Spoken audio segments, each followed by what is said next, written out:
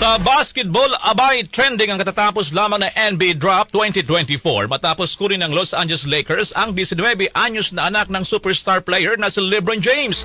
Pinili ng Lakers bilang ika-55th pick si Bronny James mula sa 58 mga applicants na nag-ambisyong maging NBA star. Sinasabing emotional si LeBron matapos ang proseso. Inaabangan kasi ang kanyang desisyon kung manatili pa rin siya sa koponan. Sa papasok kasi na bagong season ay ika-22 taon na sa karir ng scoring king ang NBA at maaari na siyang lumipat sa ibang team kung kanyang gugustuhin.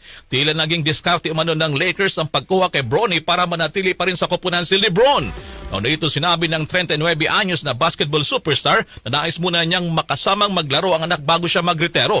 Kilalang point guard o shooting guard si Bronny at magaling sa 3 points at depensa. Huli siyang naglaro sa University of Southern California. Noong nakarang taon, isinugod siya sa ospital dala po ng congenital heart disease. Sa pagpasok niya sa professional basketball, inaasang gagawa sila ng kasaysayan kasamang ama bilang kauna-unahang father and son tandem sa NBA.